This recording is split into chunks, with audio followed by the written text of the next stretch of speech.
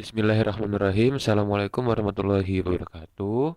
Ya, selamat pagi, siang, dan sore serta malam pada teman-teman. Nah, video kali ini melanjutkan video sebelumnya.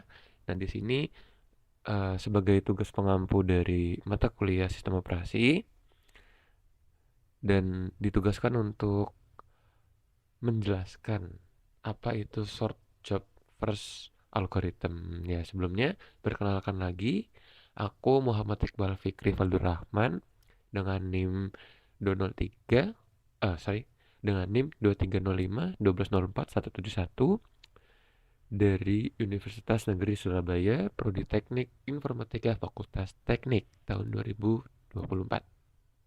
Oke, langsung saja masuk ke dalam videonya. Jadi SJF algorithm ini adalah shortest job first. Mari kita kenalan dulu apa sih itu SJF algorithm ya. Nah, jadi secara gampangnya nih sesuai yang ada di PPT-nya, shortest job first itu adalah satu algoritma penjadwalan. Jadi dia termasuk ke dalam salah satu algoritma penjadwalan. Eh, jadi dia itu di mana proses yang mempunyai eksekusi terkecil akan dipilih untuk eksekusi berikutnya. Jadi misalnya ada tiga proses P1, P2, P3. Nah, untuk kalau menggunakan sistem penjadwalan SJF ini, jadi eksekusi yang paling kecil itu akan dieksekusi terlebih dahulu. Oke. Nah, karakteristiknya di sini bisa dilihat. Pertama adalah setiap pekerjaan adalah satuan waktu yang harus diselesaikan. Jadi semuanya pekerjaan itu harus diselesaikan dalam satuan waktu. Nah, terus metode ini berguna untuk batch type processing. Yang dimana batch type processing itu adalah menunggu pekerjaan selesai bukanlah hal yang terlalu penting. Nah, namun di sini mengekalkan throughput proses dengan memastikan bahwa pekerjaan yang lebih singkat dieksekusi terlebih dahulu, sehingga memiliki waktu penyelesaian yang singkat. Dan lainnya adalah meningkatkan output dengan menawarkan pekerjaan yang lebih singkat, yang harus dilaksanakan terlebih dahulu. Sebagian besar memiliki waktu penyelesaian yang lebih singkat.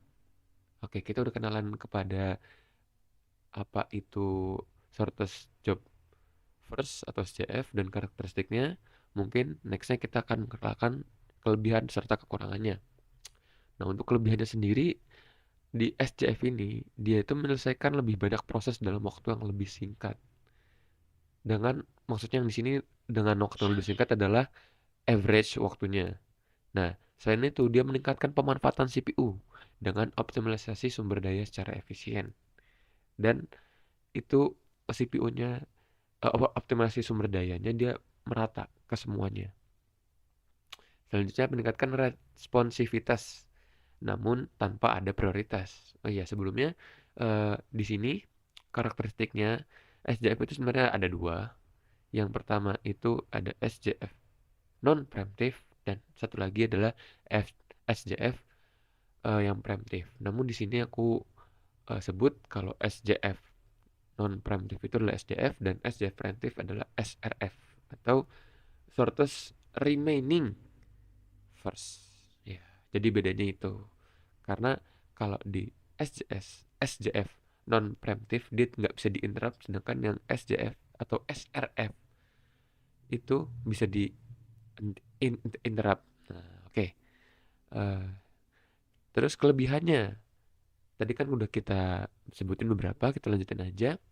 Sesuai jika dijalankan dengan sistem batch yang runtime-nya sudah diketahui. Nah, ini kalau buat di SJF ini kita harus mengetahui berapa sih perakiraan waktunya untuk menyelesaikan suatu proses. Dan kelebihan lainnya adalah burst time, long time, perkiraan waktu dapat dilihat dari deskripsi pekerjaan tersebut. Gitu guys. Nah, masuk kekurangan. Kekurangan dari SJF itu waktu pelaksanaannya harus diketahui dengan akurat, tapi sulit sulit dan susah untuk diprediksi. Maksudnya apa? Jadi pelaksanaan dari suatu proses ini harus kita pelaksanaan suatu proses dan tugas ini harus kita ketahui dengan akurat kapan waktunya dan sebagaimana lamanya. Nah, itu memang bisa diprediksi, cuma itu susah dan sangat sulit untuk diprediksi ke depannya.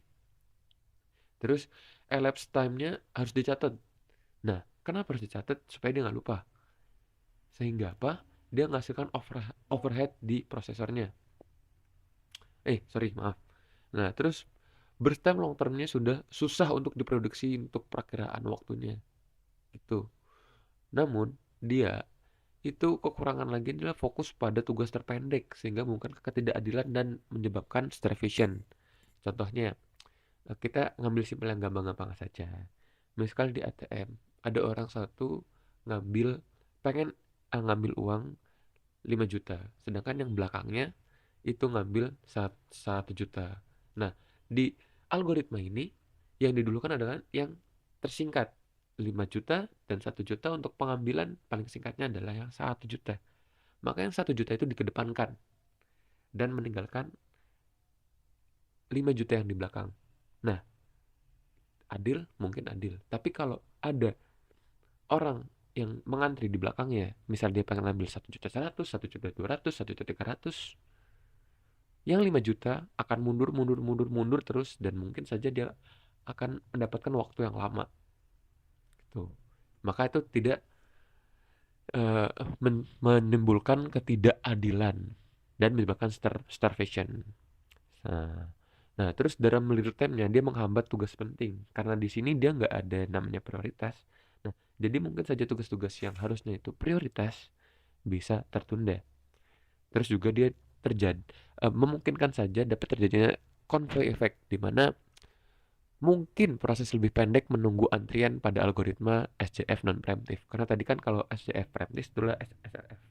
Jadi dia bisa di interrupt yang eh, remaining yang lainnya yang paling sedikit dimajuin. Nah, kalau di sini SJF non preemptive dia nggak bisa. Semisal ada P1, P2, P3. P1 itu adalah runtime-nya 2, P1 3, P1 2 second, P2 4 second, P3 1 second. Nah, kita yang pertama, sorry, ya, yang sekarang yang sedang diproseskan itu adalah, oke, mari kita lihat lebih gampangnya gini, antrian 1, antrian 2, antrian 3, antrian 4, antrian 1, sebelum kita buat masukin ke prosesnya ya, ke proses algoritmanya.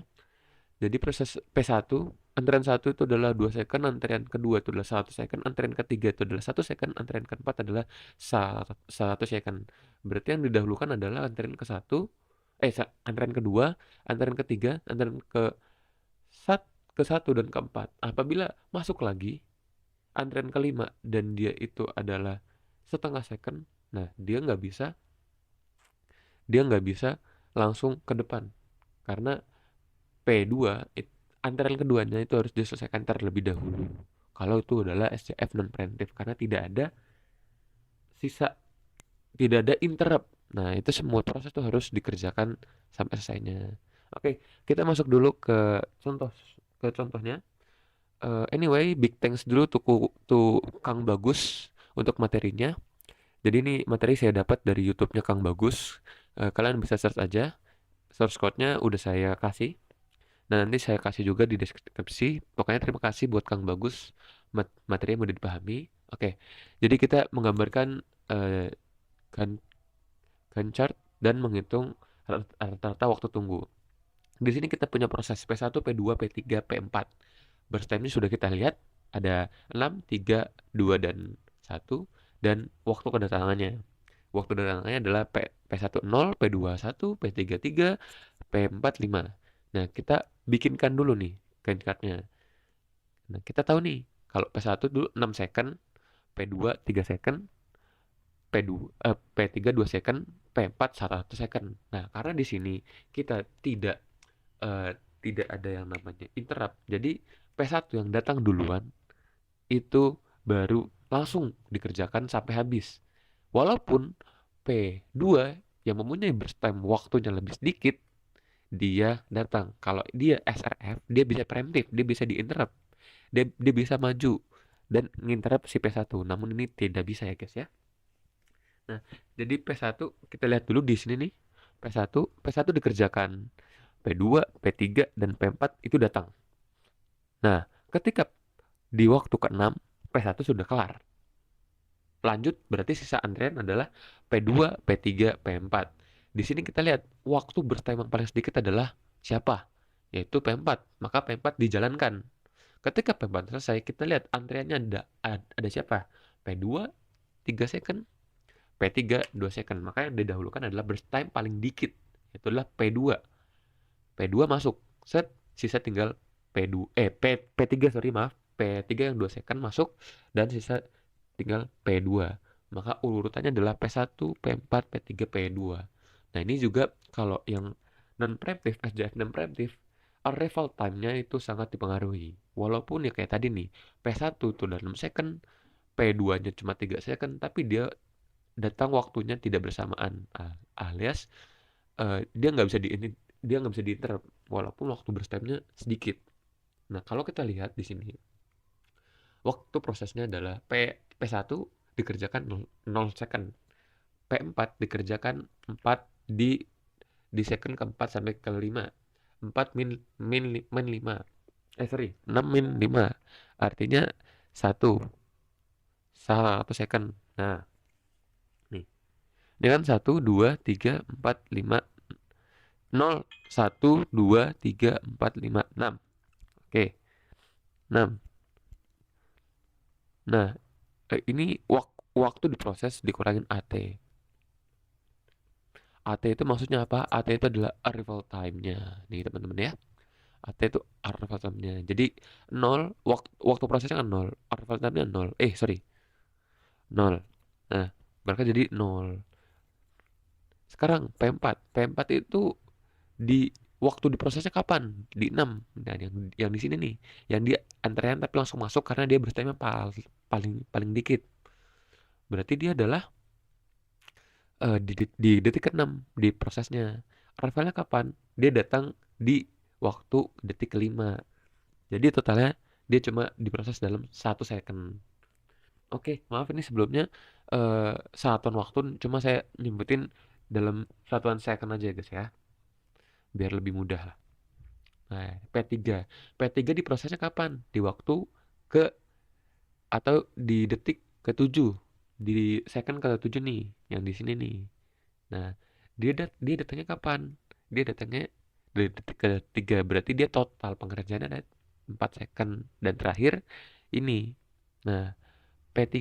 P3 dikerjakan di waktu 9. Pada detik ke-9. Dan dia datangnya di detik ke-1. Berarti total pengerjaannya adalah 8 second. Gitu. Nah, jadi ketika ini sudah ditambah, terus kita bagi 4, 1, 2, 3, 4 dari 4 prosesnya, maka akan didapatkan waktu 3,25 satuan waktu atau 3,25 second. Nah, waktu ini sangat jauh lebih cepat ketimbang dari metode algoritma first in first out. Gitu ya teman-teman ya. Untuk lebih lanjutnya, bisa nonton dari channel YouTube Kang Bagus Rizky. Itu sangat bagus. Big thanks to Kang Bagus pokoknya ya. Shout out. Oke, yang terakhir adalah implementasinya. Kak, ini buat apa sih? Nah, jadi SJF non preemptive ini bisa dijadikan salah satunya sebagai personal task manager. Jadi kita bisa fokus untuk menyelesaikan tugas yang lebih singkat dulu sebelum mengerjakan tugas-tugas yang membutuhkan waktu lama. Nah, ini juga bisa berlaku kalau di kehidupan sehari-harinya mungkin dari pengerjaan UTBK ya, mungkin ya teman-teman ya. Atau lagi tes lah. Nah, kita di tes ini adalah kerjain dulu soal yang mudah-mudah dulu, yang tidak membutuhkan banyak waktu lama. Biar apa? Biar waktu kita tidak banyak yang terbuang. Mungkin salah satunya di situ ya. Terus lagi bisa jadi penjadwalan tugas sistem operasi. Karena dia mengatur eksekusi aplikasi atau proses yang lebih singkat dulu. Eksekusinya dalam alokasi sumber daya sistem. Supaya apa? Tadi kita bisa efisien waktu. Intinya apa? Efisien waktu. Nah, dan terakhir adalah manajemen antrian penyaringan email. Jadi itu memindai berdasarkan ukuran dan kompleksitasnya. Nah, kalau misalnya ukuran kecil, memungkinkan dapat dipindai terlebih dahulu. Nah, mungkin segitu aja dari aku. Kurang lebihnya mohon maaf kalau semisal ada salah dan ingin ditambahkan bisa langsung aja komen di bawah. Sekian dari saya. Wassalamualaikum warahmatullahi wabarakatuh. Semoga ini bisa membantu.